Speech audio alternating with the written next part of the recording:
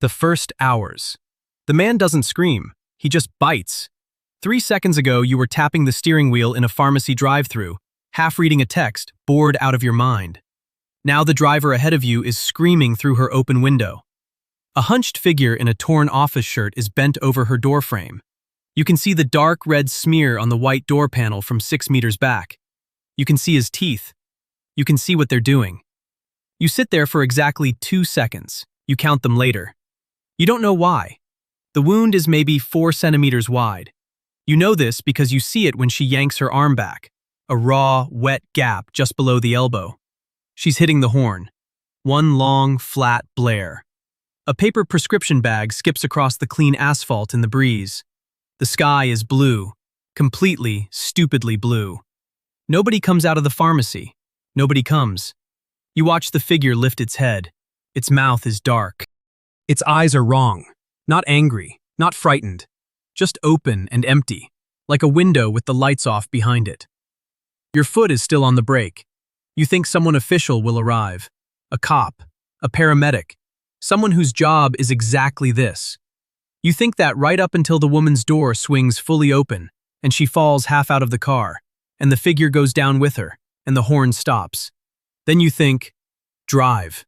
You crank the wheel left and accelerate over the curb. The passenger side scrapes the drive-through pillar. You don't stop. Your phone buzzes in the cup holder, 3 times, 4 times. You don't look. You get onto the main road and you drive, and the pharmacy disappears in your mirror, and for about 40 seconds you believe you are safe. Then the radio interrupts itself. An emergency alert, flat and robotic. It says, shelter in place. It says, avoid contact. It says, do not approach. It repeats. It doesn't say who. It doesn't say why. It doesn't say how long. You pull into a gas station lot. You stop the car. You stare at the dashboard. The coffee in the cup holder is still warm. The world outside the windshield looks exactly the same as it did this morning. Clean streets, open storefronts, a kid on a bike. It's not, though. You already know. Day 1. You make it home in 11 minutes. Normally it takes 22. The streets are wrong. Not empty, wrong. A sedan sits across 2 lanes on Mercer with the engine running and no one in it. A woman in scrubs runs along the sidewalk, not jogging, running, arms tight, head down, not looking at anything. You pass a CVS with the automatic doors stuck open and a cart tipped on its side in the entrance, canned goods scattered across the tile floor inside. You park in the garage and take the stairs. 3rd floor. You don't wait for the elevator. Inside, you throw the deadbolt, then the chain. Then you drag the wooden dining chair, the heavy one, solid oak, maybe 6 kilograms, and wedge it under the handle. You try your sister first. It rings twice and goes to voicemail. You text her. Are you okay? 3 dots appear. Then a message. Stay inside. Then nothing. The dots don't come back. You call again. It rings 8 times. It rings until it doesn't. You put the phone face down on the counter. The radio on the kitchen shelf, a small Sony AM/FM you've had since college, gives you 4 minutes of an emergency loop, then static. Then a different station saying, reports of mass casualty events, in a voice that sounds like the person reading it doesn't believe the words yet. A 3rd station is playing a pop song. A cheerful, stupid pop song, like nothing happened at all. You turn it off. You go to the window. 9 meters below, the intersection is a still life of the last 2 hours. A stroller lies on its side near the curb. A grocery bag has split open against the yellow line. Oranges rolled in 3 directions. Shoes. 2 shoes, same foot, different sizes. And in the center, jackknifed hard across both lanes, a fire truck, all 4 doors hanging open, nobody inside. Its lights are still going. Red, white. Red, white. Every 1.2 seconds, the pulse sweeps the building faces across the street. Nobody came for it. Nobody drove it away. You press your palm to the window frame and look at your own reflection in the glass. Work clothes, collar half open, hair still the same as this morning. You look like a person who had a normal Tuesday. Across the street, a 2nd-floor window is dark and broken. Smoke rises somewhere south. You can't see from where. You go to the kitchen. You open the cabinet. You count. 1 box of pasta, 2 cans of soup, a half-empty bag of rice. Maybe 800 grams. You don't think about your sister. You focus on the cans. You have to. 1 week. The taps run brown for 2 days. Then they stop. You fill every container you have on day 5. 3 plastic bottles, a mixing bowl, the pasta pot. Maybe 4 liters total. You drink slowly. You think about every sip. That's new. Outside, the intersection looks like a different city. Someone has dragged furniture across the building entrance. A metal shelving unit, 2 box springs, a toppled vending machine. Boards cover the lobby windows. A fire burns in a steel garbage can near the corner, and 3 people in layered coats stand around it, not talking. You don't go down. You watch from 9 meters up, and you don't go down. On day 6, the man in 3C starts knocking on doors. You hear him through the wall, first calm, then not calm. "I need water." Then, "I know you have water." His voice does something different by the 3rd hour. Lower, faster. You sit in the hall with your back against your own door and listen to him knock on 3B, then 3A, then back to yours again. You don't open it. He stops knocking around midnight. You tell yourself he found something. You tell yourself that for most of the next day. On day 7, you hear something worse. It comes from below. Not words. A sound between a moan and a wet cough, repeating, getting louder as it moves up the stairwell. You know what that sound is now. 1 week teaches you that. You grab the fire extinguisher from the kitchen wall, red, steel, 6 kilograms, heavier than it looks, and you open your door. The emergency strip near the floor throws a dirty orange line across the landing. A toppled clay pot spills black dirt across the concrete step. Someone has scratched letters into the wall in unsteady strokes. "Do not open, 4th floor." You don't have time to think about what that means. It reaches the half landing below you. It was a man once, building clothes, bedroom slippers, one shoulder torn dark. The stairwell is 1.2 meters wide. There is nowhere for it to go except up. Nowhere for you to go except through. You swing first, then again, then until the sound stops. Your arms are shaking. Your shoulder seam is split open. The extinguisher handle is slick. You stand there in the orange dark for a long time, not thinking, just breathing.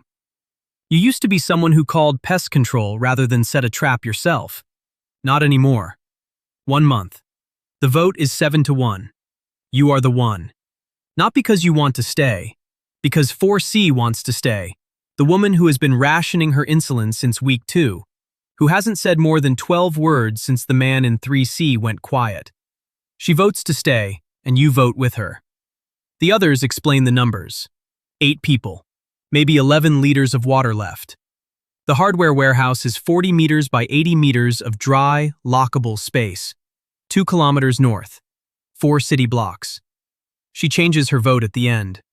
She doesn't look at anyone when she does it. You pack in 22 minutes. That's all you need now. 1 backpack, 14 kilograms. Water, a first aid kit, the 6mm blade you found in 2B's kitchen, 2 wool socks rolled inside each other. You don't pack the photo on the fridge. You think about it for 3 seconds exactly. You leave it. Outside, the street has changed its face. Knee-high weeds split the asphalt at every crack, yellow and aggressive, growing through what used to be the crosswalk. The traffic light lies rusted on the center line, its green lens caved in. Every window in view is dark. A building on the next block has shed half its front wall, bricks spread across the sidewalk in a slow red fan, and something has made a nest in the gap, feathers and wire. You step around it without breaking stride. You move 8 strong, tight, quiet. Someone carries a crowbar. Someone else has a hatchet on a belt loop. You have the fire extinguisher slung in a canvas bag across one shoulder. It is no longer for fires. Everyone knows that. 2 blocks in, a dog watches from a car hood. Nobody stops. You don't clear corners the way you did 3 weeks ago. 1 quick look, palms out, half a prayer. You do it right now. You press flat, you scan low, you signal with 2 fingers. The person behind you reads it without a word. The warehouse entrance is a roll-up steel door, padlocked. It takes you 40 seconds to get through. You've done harder. Inside, concrete floor, skylights letting gray light fall in flat columns, steel shelving still stocked with PVC pipe and roofing screws. It smells like metal and dust and nothing dead. That matters more than it used to. You stand in the middle of the floor and you look back the way you came. You don't go back. 6 months. The perimeter is 60 meters of interlocked steel shelving, floor to ceiling, bolted at every joint with roofing screws from aisle 7. You checked the east corner this morning at 5:30. A bracket had worked loose overnight. You fixed it in 4 minutes with a socket wrench and didn't tell anyone, because telling them would mean explaining, and explaining takes time you don't give anymore. Watch rotation is 4 positions, 2-hour shifts. You take the 3 o'clock slot at the main roll-up door. You've taken it every third night for 9 weeks. Out through the gap. The street sits under a ceiling of bare oak branches, leaves banked brown and deep against the car doors, rust bleeding orange down every panel. Fog comes in low off the river after midnight. You watch for shapes in the fog. You count them. You note them in a Sharpie-marked grid on a spiral notebook, 1 page per block, 4 blocks in every direction. This is the food map. You update it every Tuesday. You wear a reflective vest over 3 base layers now. The left forearm is wrapped in electrical tape and cut denim, a bite guard you made in October. It is ugly. It works. You don't eat before a run. A full stomach slows decision-making by 2 seconds. You learned that the hard way. You don't think about how you learned it. The group is 11 people now. It was 14 when you moved in. The 3 who left are recorded on the wall map as grid squares. Not names. Grid squares. This morning was a supply run. 4 people, 6 blocks east. A sporting goods store you had flagged as 80% cleared 3 weeks ago. You found zip ties, a propane cylinder, a waterproof sleeping bag rated to -12. The man beside you on the run was one of the original 8 from the apartments. He had helped you fix the perimeter bracket in week 3. Good hands. Quiet. He'd found insulin for the woman in the first month and never mentioned it again. You knew his name. You had said it maybe 30 times. He caught it coming back. A door you'd marked clear. It wasn't. The bite was deep, left calf. He sat down on the sidewalk outside the roll-up door and looked at his leg for a long time. You look at him. You look at the wound. You calculate. The protocol is written in red marker on the wall next to the food map. You wrote it yourself, in week 2, when the decision still felt like something you needed to write down. It takes under 8 seconds to read. It takes you 4 minutes to do what the protocol says. You don't cry. You notice that you don't cry. You notice it the way you'd notice a broken bracket, as a fact, as something to log and move on from. You go back inside. You update the food map. You eat half a protein bar, 180 calories, and start the watch schedule for tomorrow. Nobody comes to talk to you that night. They know better. Not anymore. 1 year. The cold hits -18 on day 3 and doesn't move for 11 days. You wake on day 4 to find Marcus. You stop. Not Marcus. The man in the north corner. He is not breathing. His sleeping bag is stiff at the zipper. You check his pulse for 6 seconds. You don't check again. By day 9, you lose 2 more. An older woman and a teenager who had been sleeping closest to the east wall, where the insulation had rotted through. You find them the same way. Still. Cold as the concrete under them.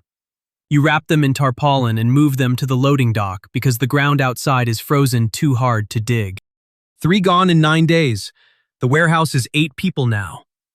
Outside, the city looks like something poured in white and left to set. Every surface is crusted and glazed, roof edges hung with ice 3 centimeters thick, the streets buried under 40 centimeters of packed snow with no traffic to break it.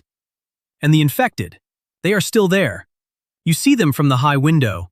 They stand against the building walls like parking meters, dusted in snow, arms at their sides, not moving. You watch one for 2 hours. It does not fall. It does not freeze. It just waits. That is the thing that changes everything. You had told yourself the cold would clear them. Every person in the group had believed it. 6 months of planning, 6 months of staying put, and the entire bet was on winter killing what you couldn't. It doesn't. The fuel lasts until day 41. You burn through the last of the diesel, 40 liters, trying to keep the core room above 4 degrees. When the generator dies at 2 o'clock on a Tuesday, the temperature inside the warehouse drops to 7 below by morning. You can see your breath hit the lantern beam and hang there. You pull out the hand-drawn map. The transit station. Someone heard it on a radio burst 11 weeks ago. A maintenance depot, underground, with emergency heating still running off a sealed gas line. It is 4.3 kilometers southeast. Through open streets, through the cold, past whatever is standing still against those walls. You lay it out. No vote. You don't do votes anymore. You say, "We move tonight, wrap tight, everything on the sled, single file, lantern low." 2 people say no. They stay. You don't argue. You don't look back when you leave. The 6 of you move out at 2100. You wear sleeping bags cut and cinched as cloaks, goggles from the sporting goods run, scarves packed 3 layers over your mouth. One person pulls a child's sled, 34 kilos of water and food and the socket wrench. The lantern puts a small orange circle on the snow in front of you. Beyond it, nothing but white, and the dark shape standing still against every wall you pass. You walk in the center of the street. You keep 4 meters between each person. You don't speak. The cold on your face is a blade. Every breath burns at -18. Your boots creak on the packed snow with each step. Around you, the frozen city is completely, perfectly silent. Like a photograph of a city, not a city at all. You don't know if the station is real. You know the warehouse is a coffin. You walk. 2 years. The fluorescent strips flicker when the hand-crank generator drops below speed. Someone on the platform calls out. You hear the crank pick up again. The light steadies. Nobody stops moving. You are standing at the tiled transit map on the north wall. Sector 4 is circled in red marker, the 7-kilometer outer loop. You have a grease pencil in your hand, and you don't remember picking it up. 63 adults. 11 children. That is the number you wake up with every morning and fall asleep doing the math on. The platform looks nothing like a station anymore. Tarp walls in orange and gray divide it into sleeping sections, cooking areas, a medical corner with a hand-lettered sign above it. Rope lines cross the ceiling at 2 meters, hung with patched jackets and wet socks and strips of dried meat. Every person you can see is thinner than they were 6 months ago. Every jacket has been re-sewn at least twice. You can tell the founding members by their boots, worn down to the rand, resoled with tire rubber cut to shape. You did yours with a box knife and contact cement at 3 in the morning 4 weeks ago. The food situation is this. You have 11 days of full rations, or 17 days of 3/4 rations, or 24 days at half. You have been running half rations for 9 days already. The children get full. That is not a debate. Everything else is. His name is not important. What is important is that he knows the Sector 4 route better than anyone alive. Every broken fence, every choke point, every building that still has a clear stairwell exit. He mapped it himself over 4 separate runs a year ago. He has not slept more than 3 hours a night in 6 weeks. 2 days ago, he sat in the corner and shook for 40 minutes and couldn't say why. The woman he shares a bunk with watches him like you watch the generator gauge. You call him over. He walks toward you with that flat, careful gait men use when they are holding themselves together with friction. You show him the map. You say, "The Sector 4 run goes tomorrow at 0600. You say, "You're on it. Nobody knows that route like you do." He looks at the circle in red for a long time. He doesn't ask why him. He already knows. You already know he knows. That is the worst part. There is no argument, no protest, because both of you understand the math. He nods once. He walks back to the sleeping section. His partner is watching from the curtain wall 20 feet away. She has heard every word. Her face does not move. He doesn't come back from the run. 2 days later, she packs her bag, a gray 40-liter pack with a broken left buckle you recognize because you helped her load it 14 months ago. She stands at the top of the transit stairs in the gray morning light, and she looks at you once, and she leaves. You don't stop her. You don't call after her. You turn back to the map. You pick up the grease pencil. Sector 5 next. 5 years. You are standing at the roof edge on the 3rd floor of what used to be a dry cleaning shop. Below you, the walled street is alive at 7 a.m. Hand-painted signs hang from iron hooks above doorways. Tools, seeds, cloth. A pulley rig is bolted to a fire hydrant stub near the south gate, and 2 kids are fighting over who gets to work the handle this morning. The planter boxes along the roofline run the full 34-meter length of this building, built from reclaimed pallet wood and caulked with clay and pine tar. Potato tops and bean vines cover every one. The morning harvest will pull roughly 60 kilograms of vegetables off 3 rooftops before noon. You built this, not alone, but you started it. You learn to read a place by its sounds. You learn it in the posture of people who don't flinch at loud noises anymore. You learn it in the smell of bread from the corner bakehouse at 6 in the morning. You learn it in the fact that a child can argue about a pulley handle, and neither adult near her moves for a weapon. Her name doesn't matter here. She is 6 years old. She was born in the transit station on a Tuesday in February, in a sleeping section behind an orange tarp. She has never been inside a supermarket. She has never seen a vending machine run. She doesn't know what a drive-through is, and why would she? She climbs up to the roof the way kids do, fast, no hands on the rail, and she stops next to you. She is looking at the same view. 2 blocks south, past the barricade line, the old drive-through canopy is still there. Plastic cladding cracked and half collapsed, the yellow logo sun-bleached to nothing. She squints at it. She asks, "What does pharmacy mean?" You open your mouth. You know the answer. You knew it for 38 years. A building, a counter, a line of cars, a steering wheel, a phone. You tap that steering wheel once. You can remember the motion but not the feeling. You cannot remember what the air conditioning smelled like. You cannot remember the name of the song that was on the radio. You try to explain it. A place where you got medicine. You drove there. In a car. She knows what a car is. She's seen the gutted shells holding up 2 sections of the east wall. She nods seriously. But the rest of it, the line, the window, the transaction, the plastic bag, the receipt, you have no words she has a frame for. You stop talking. She waits 3 seconds. Then she goes back down to fight about the pulley. You stay at the roof edge. The 340 meters of barricade run in a broken L below you, salvage-built and solid. Inside it, 180 people, 14 of them born after the collapse. The bean vines are heavy. Laundry snaps on the line between the chimney and the old satellite dish. Patched shirts, child-sized, bright where the fabric is new. You think of the gray 40-liter pack with the broken left buckle. You don't know if she's alive. You pick up the harvest knife from the planter ledge. The beans won't wait. 10 years. The drive-through canopy is still standing. Barely. Vines have swallowed the metal frame so completely that the structure beneath is more guess than fact. A shape under green. A ghost of a building. Saplings push up through the asphalt where the lane markers used to be. The painted arrows are gone. Everything is gone except the bones. You're here because a scouting run brought you within 2 blocks. You didn't plan to stop. You stopped anyway. The car is still in the line. Your car. 3rd from the window. You recognize it by the dent above the rear wheel arch. You put that dent there backing out of a parking garage in March, 11 years ago. The chassis is almost entirely rust now. The roof bowed in, the tires flat and cracked to nothing. Vines have threaded through the door seams. A sapling, maybe 4 years old, grows up through where the windshield used to be. The car is part of the ground now.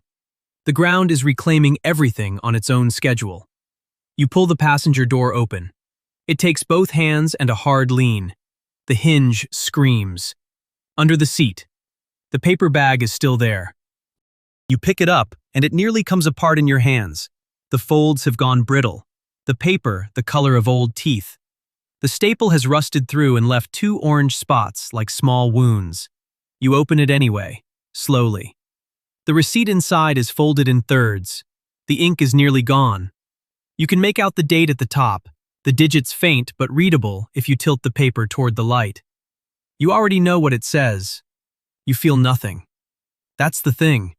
You stand there in the broken lane, receipt in your scarred hands, the morning sky the same clean blue it was that day, smoke from the cook fire rising above the rooftop garden 2 blocks north, and you wait for something to happen inside your chest. You wait for the pain, the flood, something. It doesn't come. You've watched people die. You've made the call that meant they would. You've held kindness from a stranger like it was a weapon pointed at you, because it felt safer to suspect it. Neither surprises you anymore. Not the cruelty, not the kindness. Both arrive, and you absorb them, and you go on. That capacity burned out somewhere around year 3, and you didn't notice until it was gone. A kid from the settlement, maybe 11, born 2 years post-collapse, is waiting at the edge of the lane. He carried the gear bag here. He's watching you hold a piece of paper like it means something. To him, it's trash. You fold the receipt once, carefully. You put it in your chest pocket. You leave the bag on the seat. The sky is blue. It was blue that morning too. That's the one thing that hasn't changed, and it's the one thing that was never yours. You walk back toward the smoke. You are jogging your usual Tuesday route, earbuds in, the morning air cool against your skin. The dog's barking fades into the distance as you focus on your breathing, your pace steady and unremarkable. You don't notice the motionless figure in the ditch, don't see the dog's frantic warnings. You tap your watch for the 3rd time in 2 minutes, checking your heart rate. By the time you reach the end of the block, the pharmacy is already running out of supplies. The cycle continues.